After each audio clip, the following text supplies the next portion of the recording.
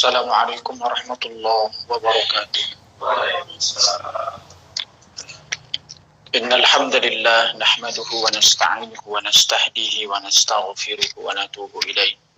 Asyhadu an la ilaha illallah wahdahu la syarika lah. Asyhadu anna Muhammadan 'abduhu wa rasuluhu la nabiyya ba'dah. Allahumma shalli wa sallim wa barik wa karrim wa 'azzim ala habibina wa syafi'ina wa qurrati a'yunina Muhammadin sallallahu alaihi wasallam wa ala alihi wa ashabihi wa dhurriyyatihi wa tabi'in wa tabi'it tabi'in wa man ittaba'ahum bi ihsanin ila yaumiddin, amma ba'd. Fa usikum wa iyaya nafsi bi taqwallah faqad fazal muttaqun. Wa qala ta'ala jalla wa ala fi muhkami tanzilih, ya ayyuhalladzina amanu taqullaha haqqa tuqatih wa la tamutunna illa wa antum muslimun. Ma'asyiral muslimin wal muslimat rahimani wa rahimakumullah, dimanapun berada, hari kita panjatkan puji dan syukur kehadirat Allah Jalla wa Ala atas segala karunia nikmatnya, hingga pada kesempatan malam hari ini Allah mudahkan kaki kita untuk melangkah menuju tempat ini. Salah satu di antara nikmat yang Allah berikan kepada kita semua. Semoga nikmat Allah yang lainnya akan mampu mendorong kita, memotivasi kita untuk bisa memperbaiki syukur kita kepada Allah Jalla wa'ala. Salawat dan salam semoga tercurah limpahkan selalu kepada junjungan kita Nabi Muhammad sallallahu alaihi wasallam, kepada seluruh para sahabat, para pengikut-pengikut beliau ila yaumil qiyamah. Bapak hadirin, muslimin, muslimat, a'azzani wa a'azzakum jami'an. Pada malam hari ini insyaallah kita akan sambung kajian surat Toha ayat yang ke-77, sambungan dari ayat-ayat sebelumnya sampai ayat 80 insyaallah.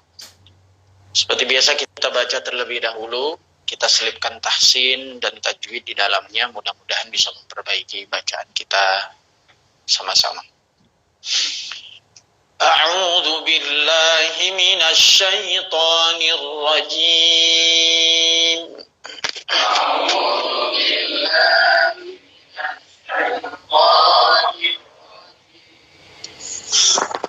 وَلَقَدْ أَوْحَيْنَا إِلَى مُوسَى أَنْ أَسْرِ بِعِبَادِي وَلَقَدْ أَوْحَيْنَا إِلَى مُوسَى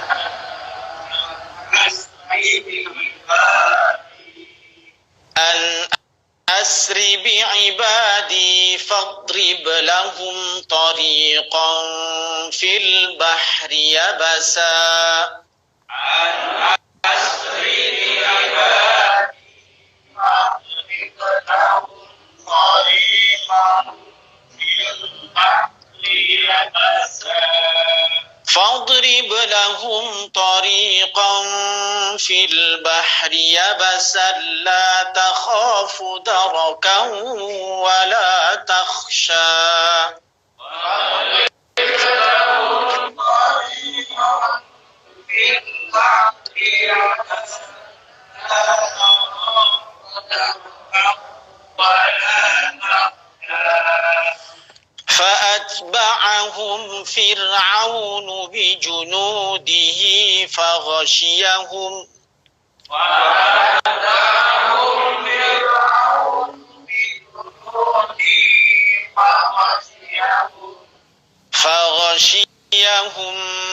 من اليم ما غشيهم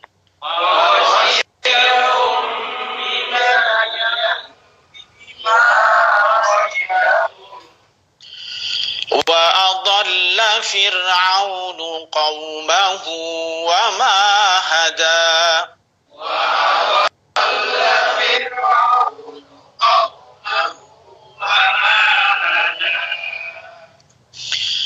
يا بني إسرائيل walaqad anjaynakum min aduwikum ya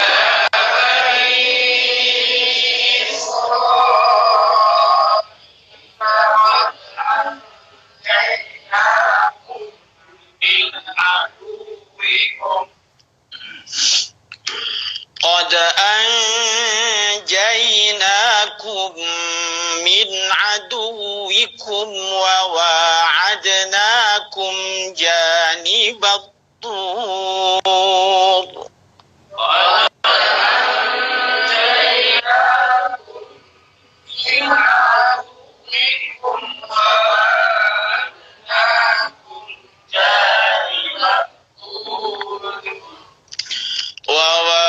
وواعدناكم جانب الطور الأيمن ونزلنا عليكم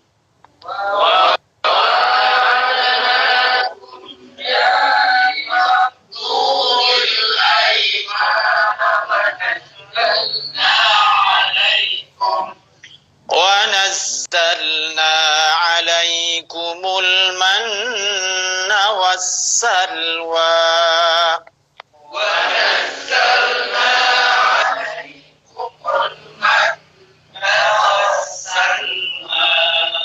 Sadaqallahul azim. Wakafnya agak saya potong-potong karena nafasnya belum. Ya. Baik, kita akan sambung Bapak sekalian. Sedikit kita jelaskan terkait dengan tajwid sedikit.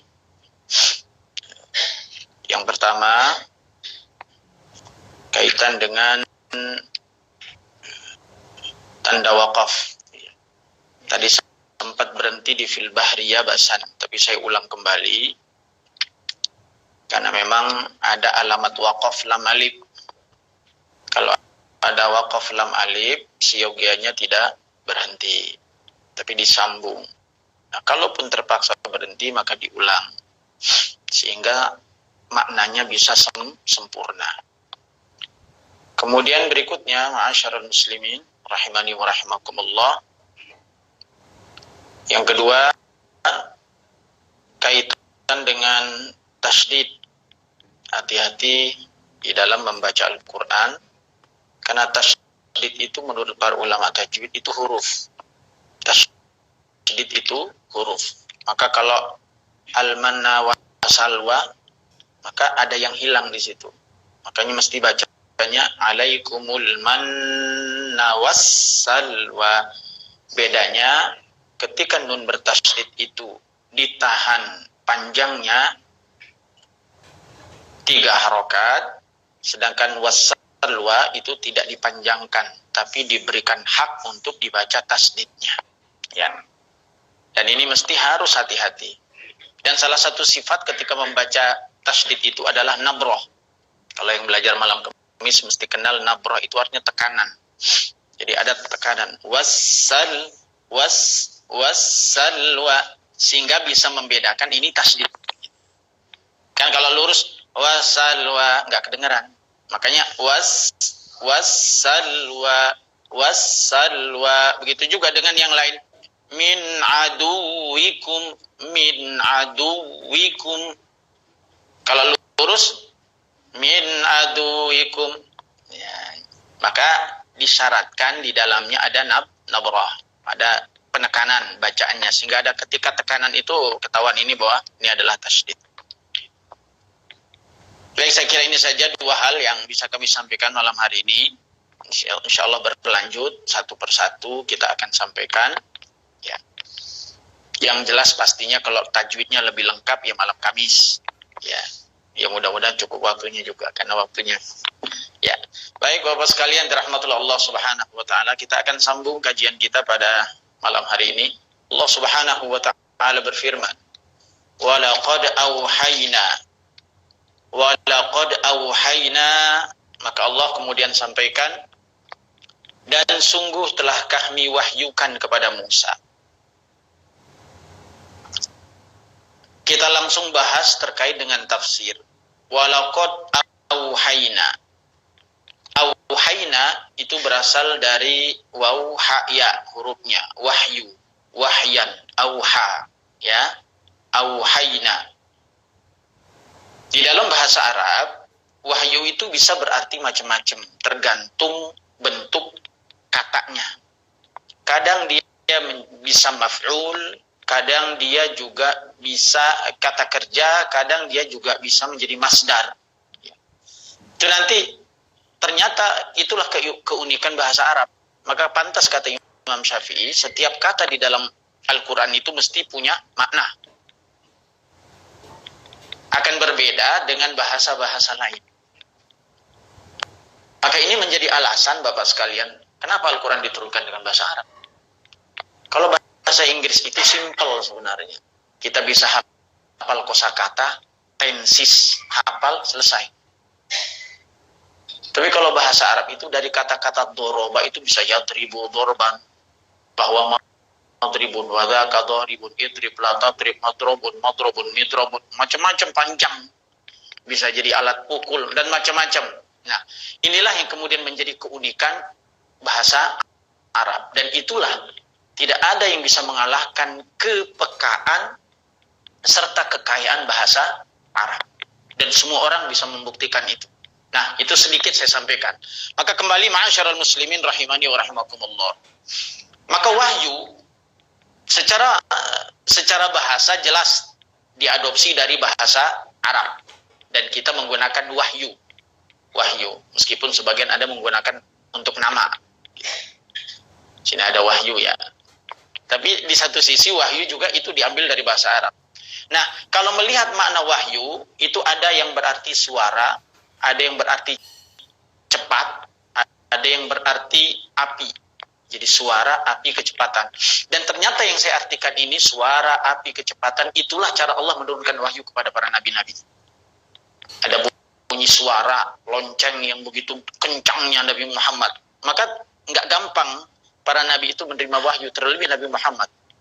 Lalu kenapa Nabi Muhammad SAW di Gua Hira? Beliau keringat dingin, takut, dan orang menganggap dia punya penyakit ayan. Karena memang begitu berat wahyu itu diturunkan kepada Nabi SAW. Tidak semudah yang kita bayangkan dapat hadiah.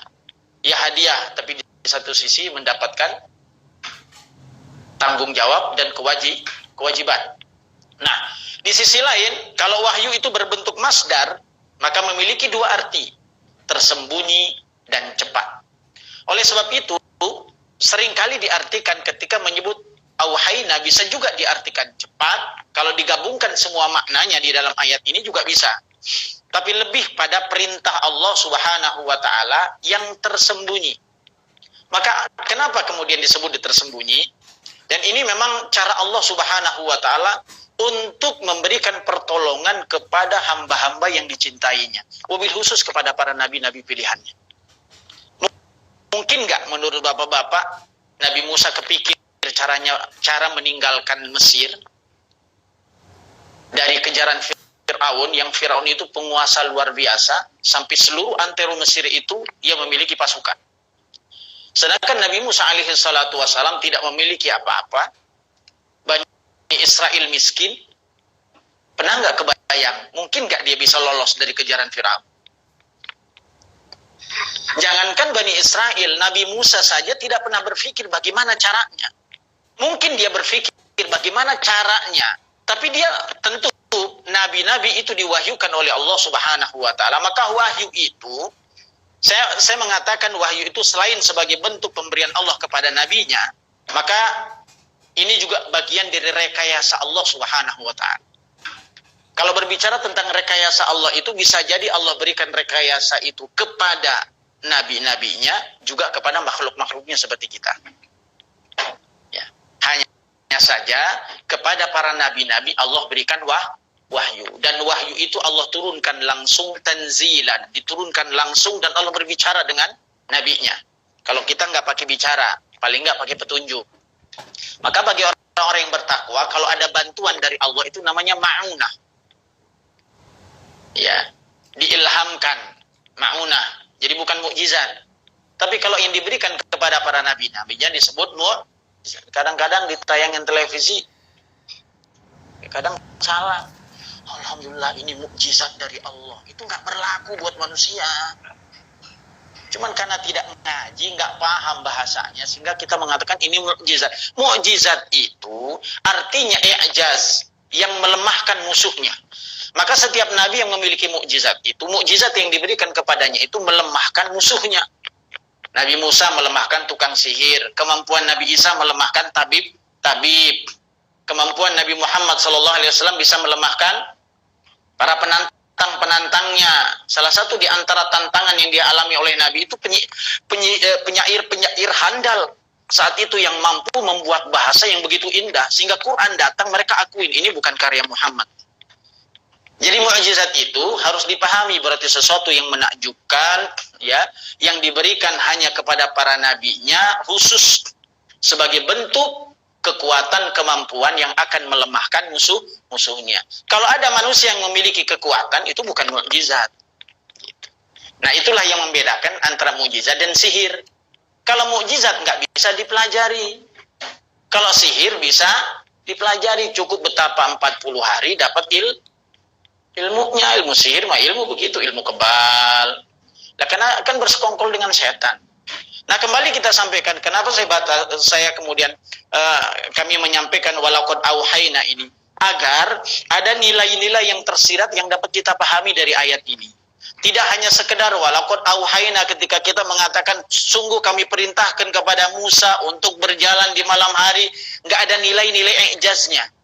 Tapi kalau saya hantarkan menuju pemahaman walaqad auhayna berarti Masya Allah ya, cara Allah kalau Allah ingin menyelamatkan hambanya maka dahsyat. Manusia nggak pernah berpikir tentang hal tersebut. Jangankan pernah berpikir, untuk menemukan jalan itu saja nggak akan pernah bisa. Tapi ketika Allah menginginkan sesuatu yang mustahil menurut akal manusia mungkin nggak terjadi. Maka Allah sampaikan kan di dalam Al-Quran, ya, ketika Allah Subhanahu wa Ta'ala idza arada syai'an an yaqula lahu kun fayakun. Kalau Allah berkehendak jadi maka jadilah. Maka apa yang kemudian disampaikan oleh Allah Subhanahu wa Ta'ala? Apa wahyunya? Lihat.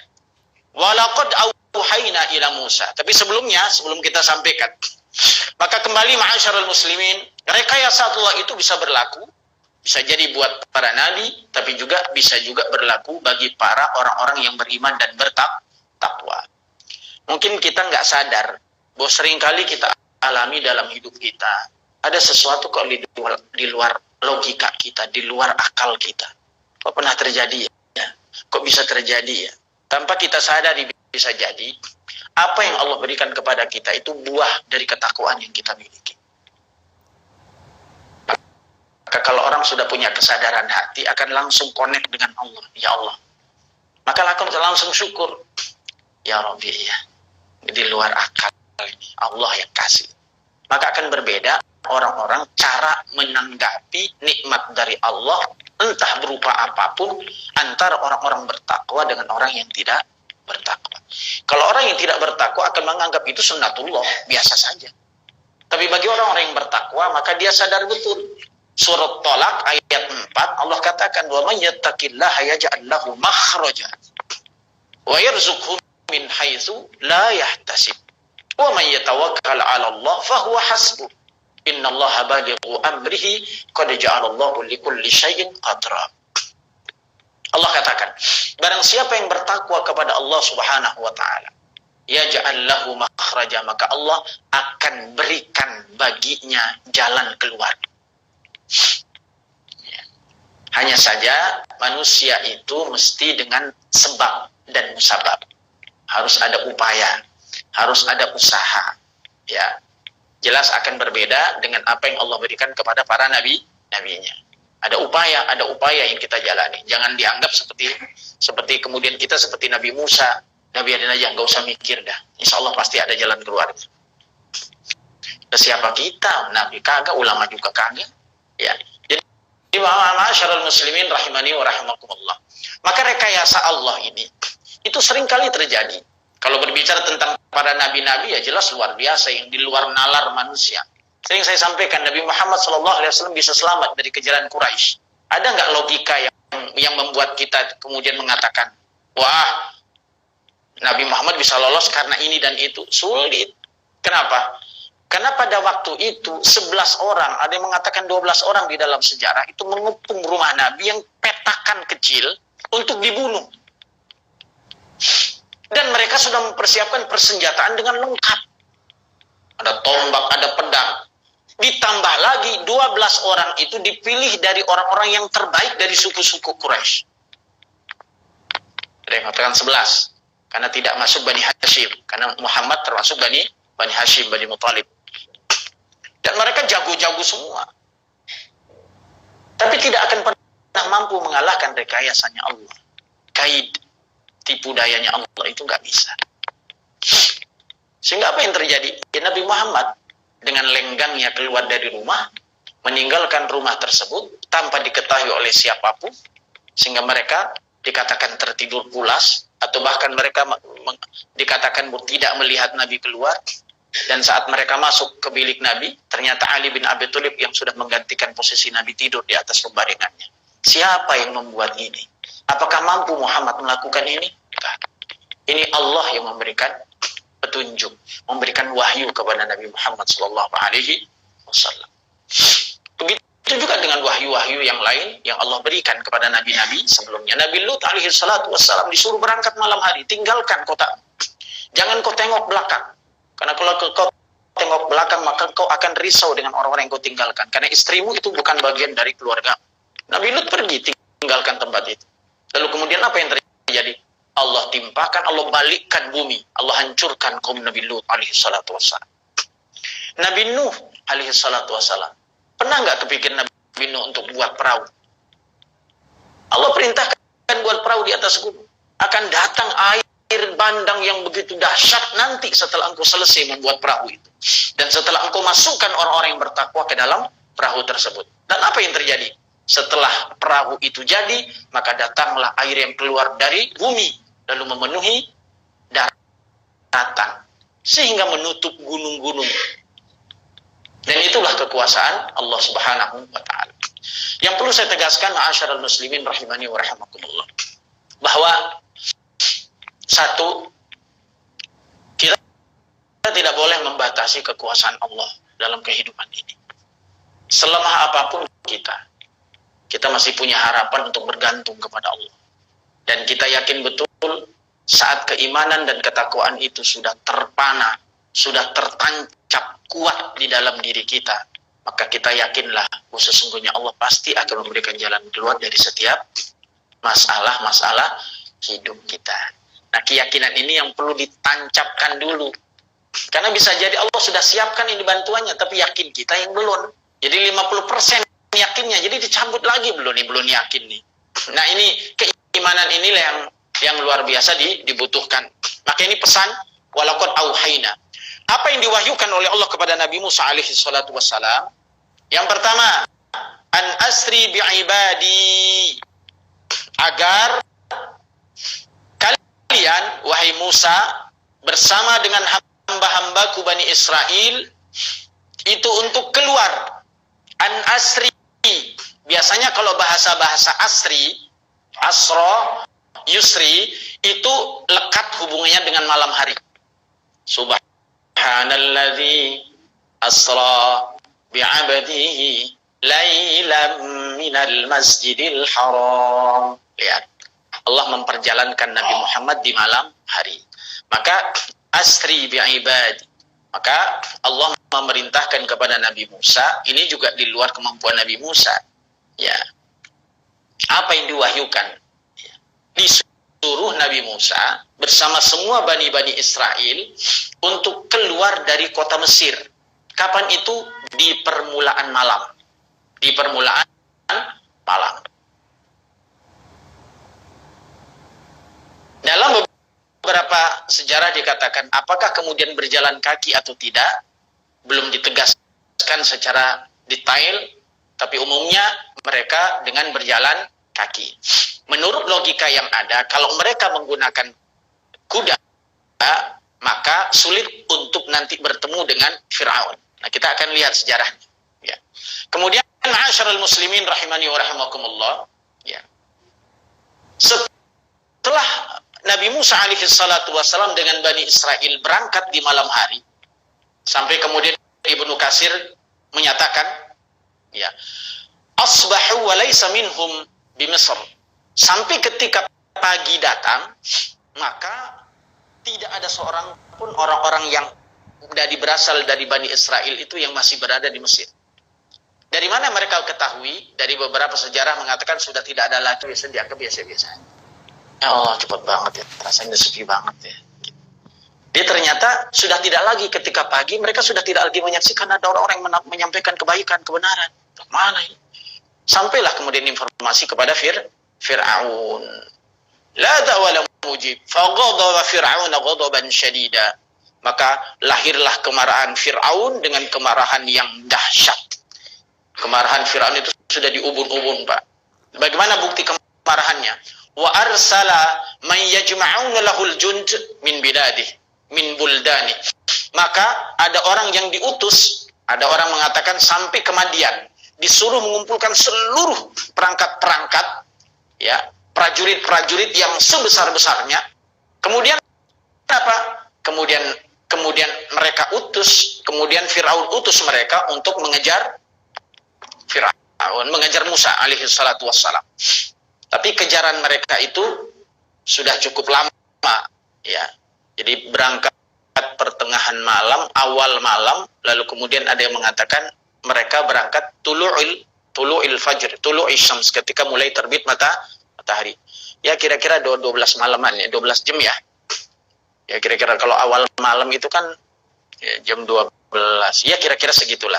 Nanti ternyata ada penelitian, orang Amerika meneliti, kok bisa ya lautan itu kemudian menjadi terbelah. Ternyata secara ilmiah mereka meneliti, bertahun-tahun mereka teliti, akhirnya menemukan jawabannya. Nanti kita tunggu berikutnya.